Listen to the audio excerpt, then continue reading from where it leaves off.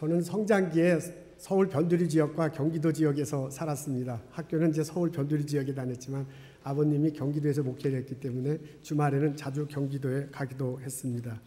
어린 시절 경기도 지역은 전부 농촌이었습니다. 그래서 아버님 계신 곳에 가면서 농촌 지역과 농부들을 많이 볼 수 있었습니다. 이른봄이 되기 전에는요, 농부들이 논에 비료를 주어서 땅 심을 높인다고 그래요. 그렇게 하죠. 그리고 그 땅을 소와 쟁기를 이용해서 뒤집어 놓습니다. 그러고 난 다음에 이랑과 고랑을 만듭니다. 그리고 논 주변을 이렇게 잘 이렇게 다져서 물줄기를 만들어 놓습니다. 초봄이 되면 그 논에 물대기를 하잖아요. 논이 있는 저 위쪽에 약간의 저수지 같은 것들이 있다면 그 저수지에서 물이 자연스럽게 내려와서 논에 들어가도록 그렇게 합니다. 혹은 그렇지 못하다면 주변에 하천이 있을 텐데 그 하천에서 펌프로 물을 품어가지고 논에 물대는 것을 볼 수 있습니다. 물대기가 시작하면 농부들 간에 서로 신경전이 굉장히 많이 벌어집니다. 자기 논에 물이 적절하게 누르기 위해서 물고랑을 다지다가요, 다른 사람들 논에 이렇게 물 들어가는 것을 막곤 하기 때문에 그렇습니다. 농부들은 자기 논에 이렇게 물이 이렇게 가득하게 들어오면 배가 부르다고 그래요. 그래서 이렇게 물이 들어오는 모습을 보고 혹은 물이 이렇게 그득한 차는 모습을 보고 좋아하는 것을 볼 수 있었습니다. 저도 그 모습을 보고 왠지는 뭐 농사는 짓지 않았지만 어린 시절이지만은 논에 이렇게 물이 가득할 때, 그득할 때죠. 그리고 또한 그 햇볕이 이렇게 질 때 햇빛에 이렇게 비치는 모습을 보면 왠지 마음이 그득해졌던 그런 그런 생각이 납니다. 그때는 농부들 무척 수고할 텐데 그 수고하는 것은 생각지 못하고 내 마음이 이렇게 편안한 것, 좋았던 것, 이런 것들이 생각납니다. 봄이 지납니다. 여름이 지납니다. 그리고 가을이 되면 또 새로운 모습을 볼 수가 있습니다. 들판에 벼가 이렇게 누렇게 됐잖아요. 그것을 수확하는 계절이 됐습니다. 수확하기 20일 전쯤에 논에 물을 뺀다고 그래요. 그리고 예전에는 그 낫으로 벼슬 다 뱄잖아요. 그리고 그 벤 벼슬 단으로 묶어가지고 이렇게 넣어서 말리는 것을 볼 수 있습니다. 그러고 난 다음에 탈곡기를 밟아서 쌀알을 떼어냅니다. 볏짚은 따로 묶어서요, 이렇게 놓고 쌀알은 쌀알대로 이렇게 묶어 놓잖아요. 이렇게 담아 놓잖아요. 그리고 거기다가 가마니에 넣곤 했습니다. 그리고 난 다음에 그것을 창고나 집으로 가져가고는 했습니다. 농촌 지역에는 손길이 무척 많이 필요합니다. 그래서 중학생, 고등학교 때는 저도 이렇게 도와줄 수는 있었는데 뭐 대부분의 일은 도와줄 수 없어가지고 어떻게 할 수 없지만은 가을에는 도와줄 일이 참 많았습니다. 탈곡기 여러분 생각나죠? 그 막 이렇게 발로 밟는 거잖아요. 그 밟는 거는 이렇게 밟기만 하면 되니까 그것도 도움이 되니까 그걸 했다든가 아니면 볕단 날르는 거 혹은 쌀가마니 날르는 거 등등을 도와줬던 기억이 납니다. 추수감사절이 되면은 교회 안에 쌀가마니가 가득했습니다. 저희 아버지는 농촌 지역에서 경기도 지역의 농촌 지역에서 목회를 했는데요. 1년 농사 잘 지켜 주신 하나님께 감사한다. 그리고 결실에 11조를 드린다는 마음으로 그 쌀을 가지고 왔습니다. 그래서 이 추수감사절이 되면 이 강대산 주변에 쌀을 이렇게 쫙 놨고요. 그리고 뒤편에도 쌀가마니가 제법 있었습니다. 제가 고등학교 다닐 때는 과림이라는 동네가 있었는데 거기는 포도나무가 많았어요. 그래서 이 쌀가마니 위에다가 포도나무를 이제 그것을 드린다고 해서 이렇게 쌓아놓곤 했습니다. 그래서 추수감사절 예배 그러면 생각나는 게 쌀가마니하고 그 포도 냄새 이런 것들이 아직도 생각납니다. 농부들에게 물은 생명처럼 중요합니다. 물이 있어야 할 때 적절한 양이 반드시 필요합니다. 물이 없으면 농사를 짓지 못합니다. 수확이 없습니다. 식구들이 먹고 살기가 막막해집니다.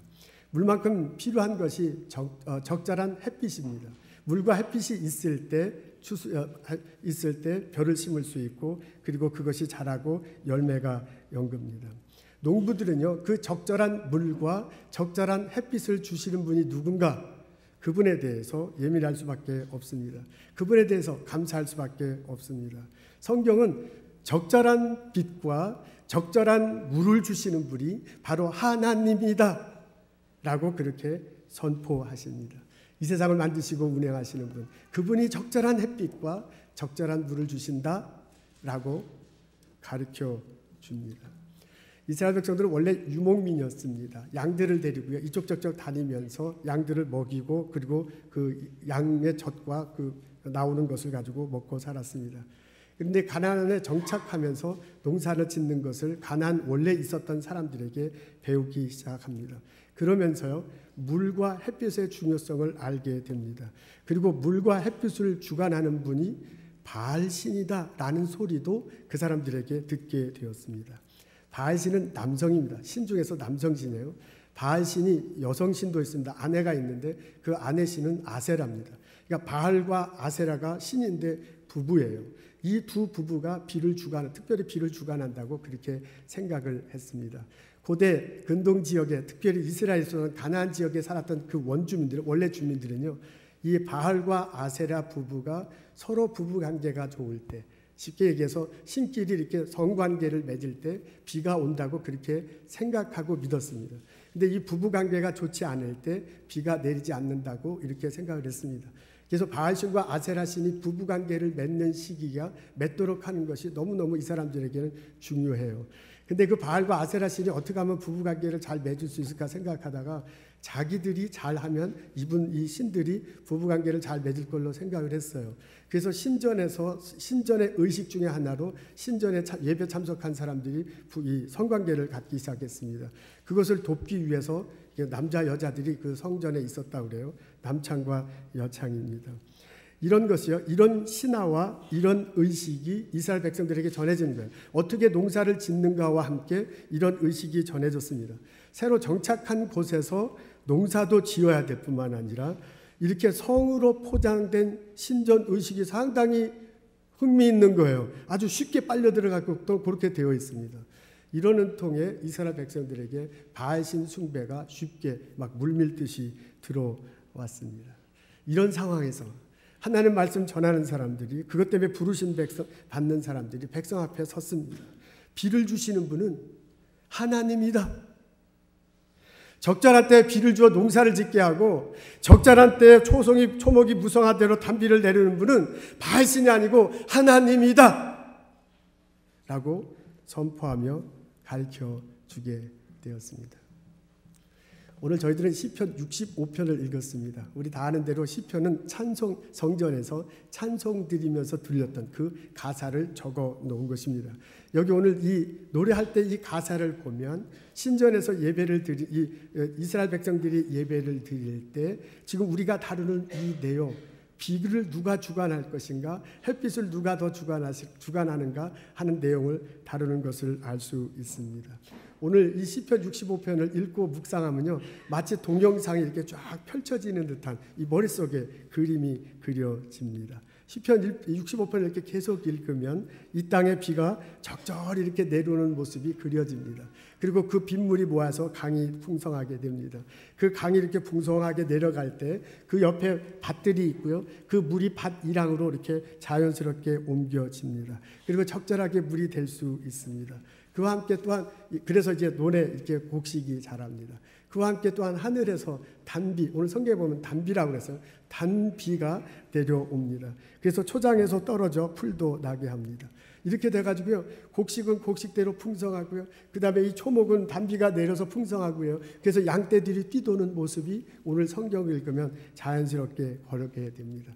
그래서 추수 때가 되니까 농부들이 막 흥얼흥얼 이렇게 추수를 합니다. 그 가을철에 옆에 있던 초목이 무성한 곳에 양떼를 돌보던 목자들도 노래 부르는 모습, 그런 것들이 이렇게 연상이 됩니다. 13절에 보니까는 저희들이 즐거이 외치고 또 노래했다고 그래요. 즐거이 외치면서 노래하면서 외쳐요. 하나님이 주신 것이다. 하나님이 때를 따라 적절하게 비를 주셨다. 하나님의 때를 따라 적절하게 햇빛을 주셨다. 그래서 우리 곡식이 풍성하게 된 것이다. 그래서 양떼들이 풍성하게 되었다. 라고 그 사람들이 외치고 있습니다. 라고 그 사람들이 노래하고 있습니다. 여러분, 이렇게 외치고 노래할 때요, 이렇게 고백하고 외치고 노래할 때 오늘 성경에 보면 감사하다는 표현은 안 나와 있어요. 그럼 우리는 쉽게 추측할 수 있습니다. 여러분, 풍성한 곡식을 놓고요, 많은 양떼들을 보고요, 이건 하나님께서 주신 거다라고 고백하고 그 고백 위에 외치고 그 외침이 넘쳐서 노래가 됐을 때 그 사람들 영혼 속에 감사하다는 것이 왜 없었겠습니까? 농부들은 감사를 생각하고 노래했습니다. 목동들을 감사를 생각하고 외쳤습니다. 하나님 감사합니다. 당신은 우리들의 하나님이십니다.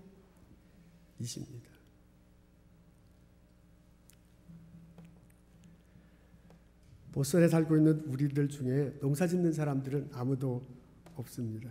양을 기르는 분도 또한 우리들 중에 없습니다.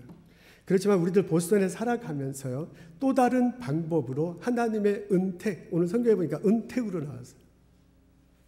또 다른 방법으로 하나님의 은택을 경험하면서 살아갈 수 있습니다. 하나님은 이때 이곳 보스턴에 나를 살게 하신 하나님의 계획하심과 인도하심이 있습니다. 하나님은 바로 이때 이런 방법으로 나를 이곳에 보내셔서 나를 이루고자 하는 그분의 계획함이 있습니다. 그것이 내게 비전으로 다가옵니다. 그것이 내게 사명으로 다가옵니다. 내가 무슨 일을 해야 할지, 어떻게 해야 될지 하나님은 알고 계시고 또한 우리들에게 깨우쳐 주십니다. 그런 것을 알고 계신 하나님이요, 적절한 때 내게 지혜를 주시고요, 적절한 때 어떻게 일할 것을 말해 주시고요, 그리고 적절한 때 사람들을 보내주셔서 그 일의 결과를 풍성하게 하고 있습니다.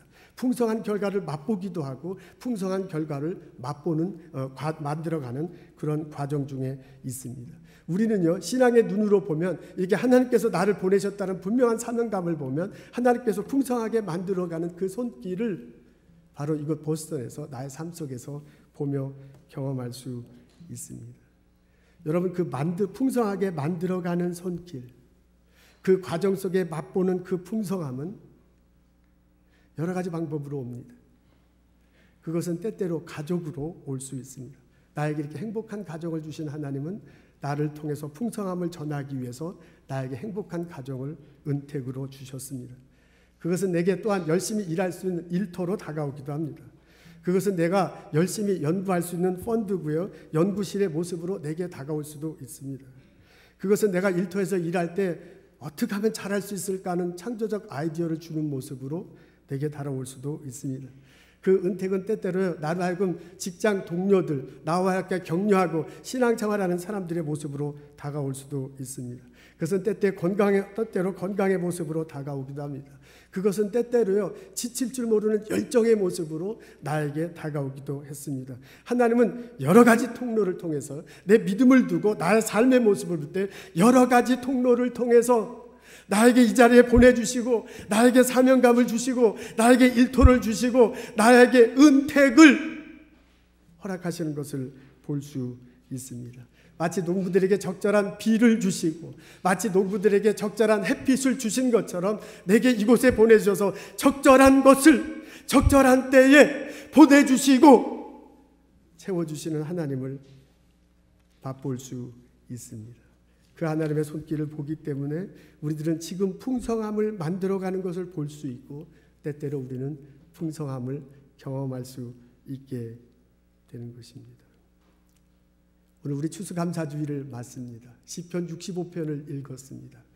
이것을 눈으로 읽고요, 마음으로 읽고요, 그리고 깊이 묵상하면 시편 65편에 나타난 농부들의 고백이 들립니다. 여러분, 그 사람들의 외침이 들립니다. 그 사람의 찬양이 들립니다. 때때로 비를 주시고 적절한 햇빛을 주신 것은 하나님이다라고 고백하고요, 그것을 외치고요, 이렇게 단비를 주신 분은 하나님이다라고 목동이 외침과 그 찬양이 내게도 내 가슴 속에도 똑똑이 다가오는 것을 볼 수 있습니다. 우리는 그 찬양을 들으면서요, 우리는 그들의 외침을 보면서요, 나의 삶의 자리에서 또한 같이 고백할 수 있습니다. 같이 찬양할 수 있습니다. 같이 외칠 수 있습니다. 나에게 이것을 은혜로 허락하신 분은 하나님이시다. 하나님의 때를 따라 필요함을 채워주시고 하나님의 때를 따라 풍성하게 나를 만들어주시고 하나님의 때를 따라 나를 풍성하도록 이끌어 가신다라고 고백할 수 있습니다. 하나님 감사합니다. 당신은 나의 하나님이십니다.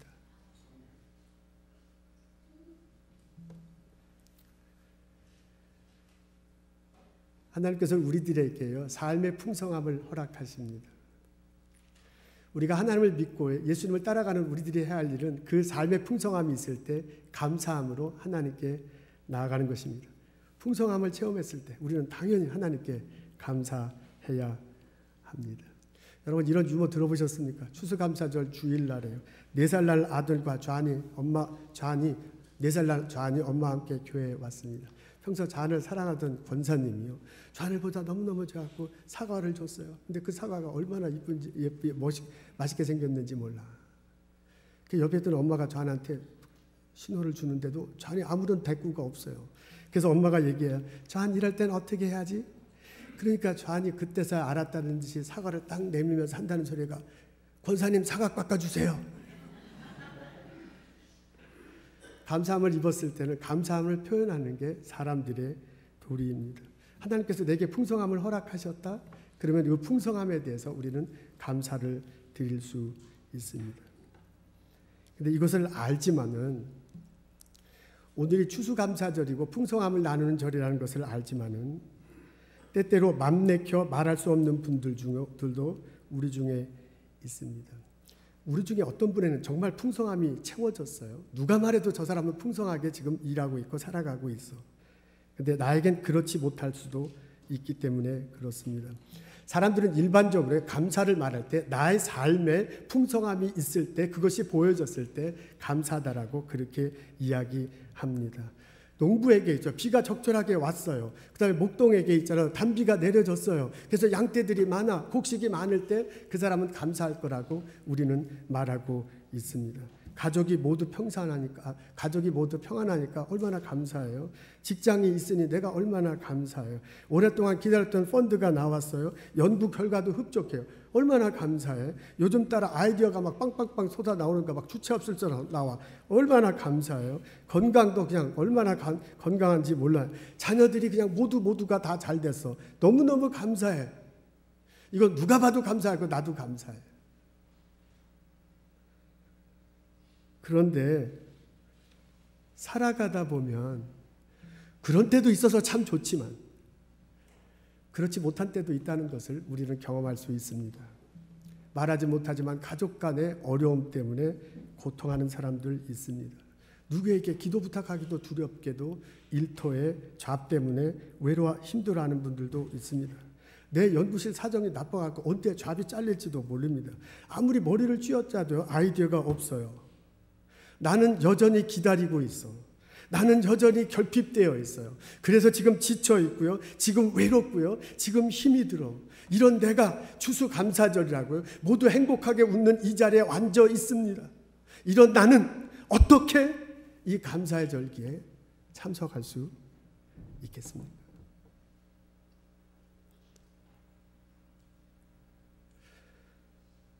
신앙생활 하다 보면요. 이것은 제가 꼭 목사로서가 아니라 우리 어르신들, 우리 장로님들, 권사님들 신앙생활 오래 하신 분들에게 모두 다 공통적으로 느끼는 건데요. 신앙생활 하다 보면 하나님께서 때때로 우리들을, 나를 영혼의 풍성함으로 이끌어가는 경우를 보게 됩니다. 그런데 하나님께서 우리를 어떻게 영혼을 깨끗게 하느냐, 영혼의 풍성함으로 이끌어가냐면 시련을 통해서 우리를 영혼을 깨끗게 하고요. 영혼을 풍성하게 하는 것을 경험합니다. 물질의 풍요 때문에 우리는 참 감사할 수 있습니다.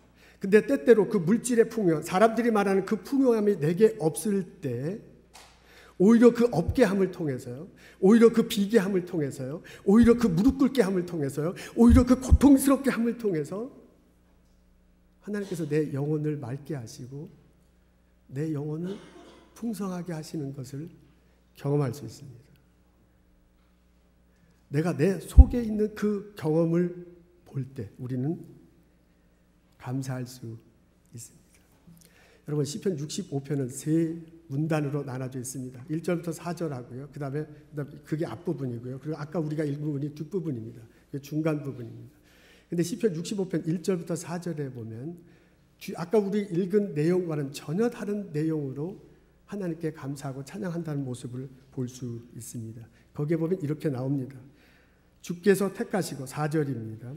주께서 택하시고 가까이 오게 하사 주의 뜰에 거하게 하신 사람은 복이 있나이다. 우리가 주의 집 곧 주의 성전의 아름다움으로 만족하니다 그랬습니다. 주의 성전에서 주의 뜰에서 이 사람이 만족한다 그래요. 근데 이렇게 사람이 어떻게 만족하느냐? 주의 뜰에 거하는 사람, 주의 성전에 있는 사람들이 복이 있다라고 그 모습이 아름답다라고 그들이 만족한다라고 노래하는 것을 볼 수 있습니다. 근데 어떻게 이 사람들이 이렇게 만족할 수 있느냐? 그 시편 앞부분에 보면요, 이분들이 세상에서 주의 뜰로 들어옵니다. 세상에서 주의 성전으로 와. 그래서 자기가 모든 육체가 온대요. 모든 육체가 이렇게 들어오는데, 들어오긴 오는데 완전히 주님 앞으로 들어오진 못합니다. 그 2절 3절 보면 그런 내용이 나와요. 왜 완전히 들어오지 못하느냐? 자기가 세상에 살면서 지은 죄 때문에 완전히 들어오지 못합니다. 근데 3절에 보면 그것을 보고 하나님께서 어떻게 하냐면, 세상에서 들어온 육신, 들어왔지만 완전히 다가오지 못하는 그 사람들의 죄를 씻어준다고 합니다. 2절에 보면 주여 모든 육체가 주께 나옵니다 라고 그렇게 노래해요. 근데 3절에 보면요, 주의 성전에 3절에 보면 뭐라면 3절의 내용이 이렇게 들어온 사람들의 죄를 깨끗게 하고요, 그 사람들 더 확 두르게 하는 그런 내용이 3절에 있는 것을 볼 수 있습니다. 그래서 1절부터 4절에 이렇게 내용을 보면 양쪽에 두 방향, 양쪽에서 방향이 돼. 하나는 우리 육신이요, 성전으로 가고 싶어서 목이 말라서 하나님이 그리워서 오지만은 완전히 들어가지는 못해. 근데 이렇게 온 우리들을요, 하나님께서 오셔서 받아들여줘요. 그리고 하나님께서 우리의 죄를 씻어줘요. 그래서 우리를 알고 완전히 두르도록 하는 것을 볼 수 있습니다. 그렇게 해서 주의 성전에 들어온 사람들, 그렇게 해서 주의 뜰에 있는 사람들, 그 모습이 얼마나 아름다우냐.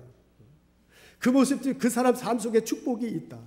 그 사람들이 만족한다. 그 사람들이 그런 사람들을 보고 찬양한다라고 말하고 있습니다.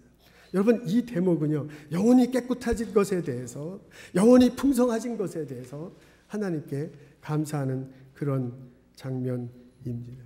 제가 이 시편을 읽으면서요, 이 시편을 묵상하면서요, 이런 축복이 우리 성류한 교회에도, 이런 은혜가, 이런 은택이 오늘 주일날 예배 참석한 우리에게도, 내게도 있기를 소원합니다. 여러분, 우리가 예배 시간에 이 자리에 모여서 하나님께 예배할 때 우리 육신은 와 있지만 우리 마음은 진정으로 하나님께 나가지 못할 수도 있습니다. 우리 영혼은 열어놓고 목나가려고 고통스러워하고 있지만은 진정 하나님께 나아가서 그 하나님을 못 붙들 수도 있습니다. 근데 하나님이 성령의 모습으로 오셔서요, 이 자리에 내 영혼을 붙잡아 주시고, 내 영혼 속에 들어오셔서 내 영혼을 붙잡아 주시고, 내 영혼을 깨끗게 하시고, 내 영혼을 세워주시고, 내 영혼을 회복케 하시고, 내 영혼이 올바르다 라고 만들어주시고 우리의 예배를 받아주실 줄로 믿습니다. 두세 사람이 모인 곳에 하나님이 성령의 모습으로 함께 하신다고 그랬어요. 찬양 드릴 때 찬양 가운데 함께 하신다고 그랬습니다. 여러분, 이사야 6장에 보면 이사야에게 환상 중에 성전에 가잖아요. 근데 성전에 하나님의 옷자락이 보여. 이게 나 죽었구나, 하나님을 봤구나, 그래요.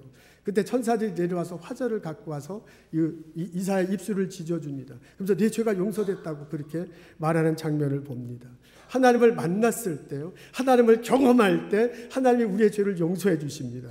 하나님 우리 영혼 속에 하셔서 우리를 회복시켜 줍니다. 여러분, 예배는 그런 장소입니다. 우리가 지금 육신의 이 자리에 와 있음도 하지만 내 마음이 열려 있도록, 내 영혼이 열도록 하나님께서 다가오시고, 하나님께서 열어주시고, 우리의 죄를 회복시켜 주시고, 우리의 죄를 용서하시고, 우리의 영혼을 회복시켜 주십니다. 내 영혼이 깨끗해지고 내 영혼이 풍성해지도록 예배 시간에 하나님께서 만들어 주십니다. 이것을 고백하고 이것을 체험하는 나와 여러분 되시기를 주님의 이름으로 축원합니다. 주님의 이름으로 축원합니다.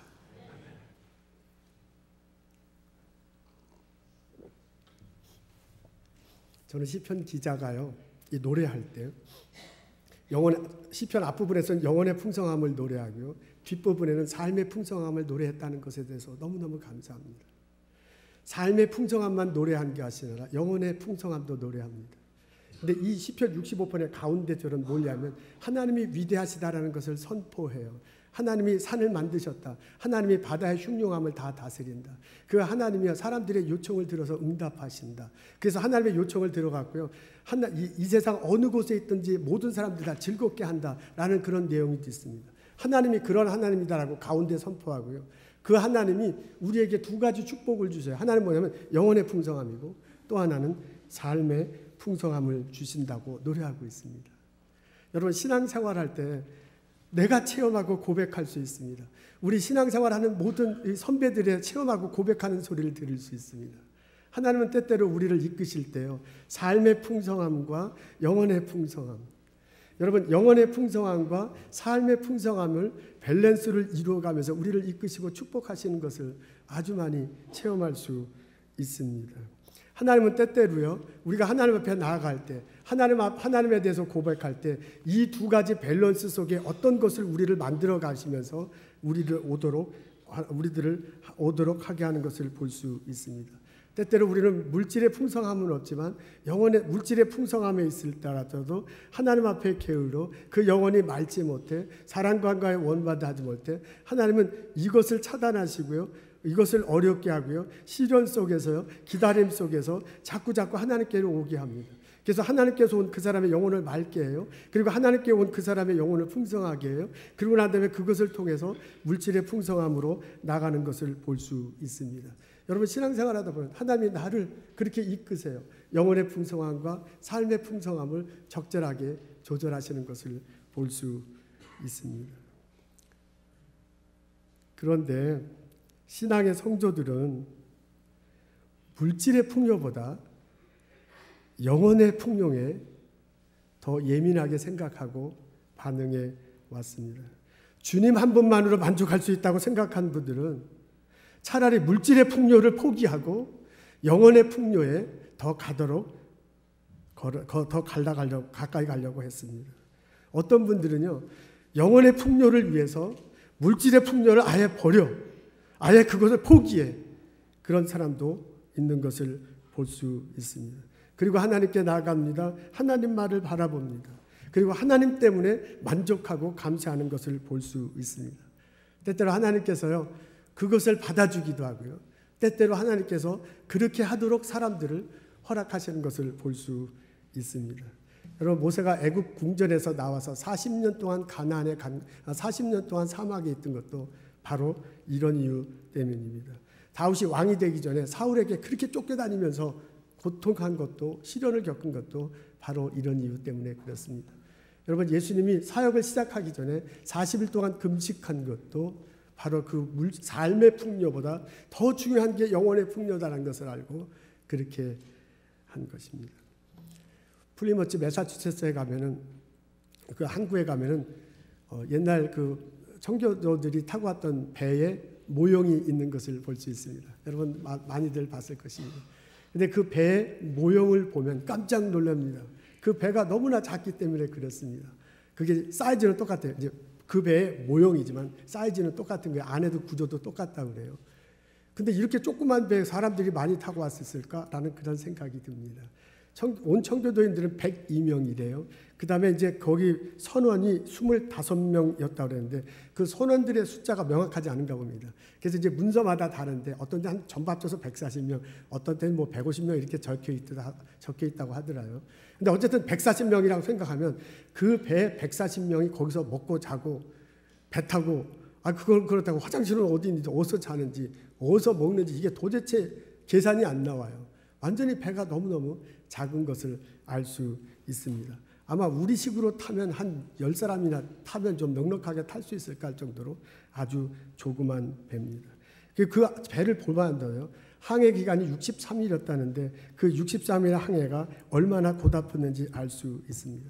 배 시속이 2마일이었답니다. 사람들이 걸으면 한 3마일쯤 걷는데 이렇게 보통으로 걸으면, 그러니까 사람보다 더 늦게 가는 것입니다.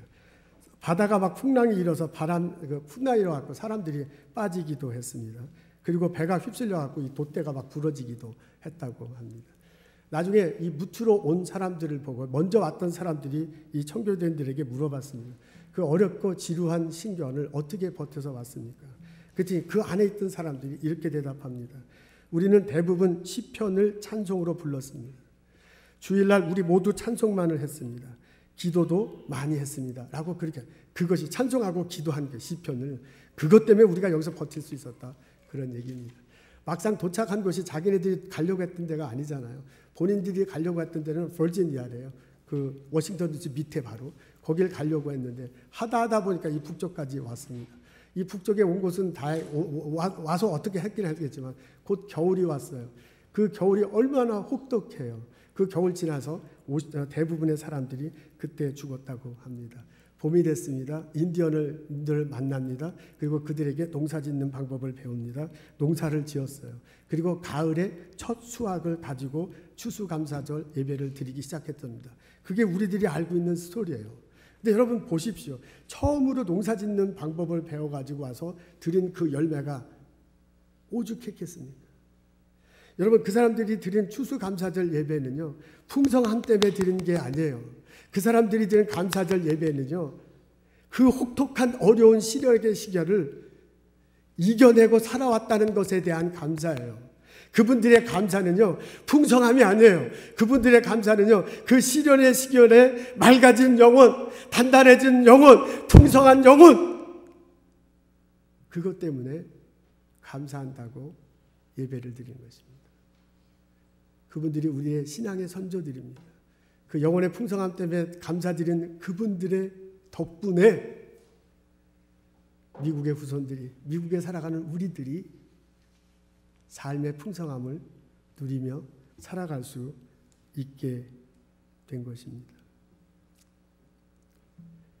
오늘 우리들은 추수감사절 주일을 맞습니다. 기쁨으로 예배를 드립니다. 그리고 이따 즐거운 만찬을 가지려고 합니다. 삶의 어려운 시기를 처해 있는 형제 자매들을 초대합니다. 예수님을 바라보십시오.